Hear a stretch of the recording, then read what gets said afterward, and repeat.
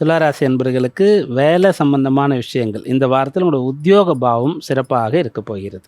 உங்கள் ராசிக்கு 5ஆம் இடம் வலுத்து இருக்கிறது. பதவி பூர்வ புண்ணியானாம் அப்படின்னு சொல்லுவோம். அதனால் இப்போது வேலை மூலமாக நீங்கள் திருப்தியாக இருக்கணும், சந்தோஷமாக இருக்கணும் அப்படின்றது. இந்த வாரம் தொடங்கும் போது ஜீவனாதிபதியாக இருக்கக்கூடிய சந்திரன் ராசியில் இருந்து தான் வாரம் தொடங்குகின்றது. அப்புறம் 2, 3, 4ஆம் இடத்திற்கு போய் 10ஆம் இடத்தை பார்ப்பார். அப்போ இந்த வாரத்தில் துளாராசியில் இருக்கக்கூடியவங்க எப்படிப்பட்ட வேலை செஞ்சிட்டு இருந்தாலும் அந்த வேலையை திருப்தியாக செய்வீங்க, பயம் இல்லாமல் செய்வீங்க. யாரும் உங்களை எதுவும் வேலையில் குறை கூற முடியாது. உங்களுடைய வருமானத்தை தடுத்து நிப்பாட்ட மாட்டாங்க. அப்படி இருந்தாலும் கூட அதெல்லாம் இப்போ உங்களுக்கு வந்துடும்.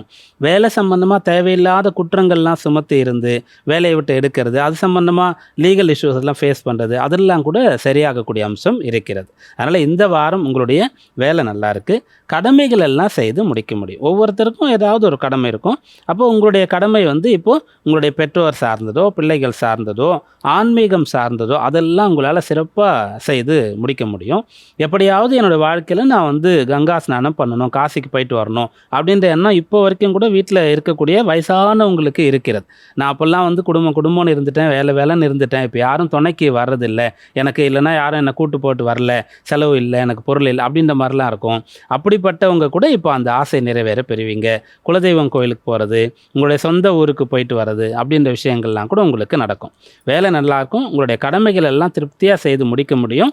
நீங்கள் கவலை இல்லாத மனிதராக சந்தோஷமாக இந்த வாரத்தில் காணப்படுவீங்க.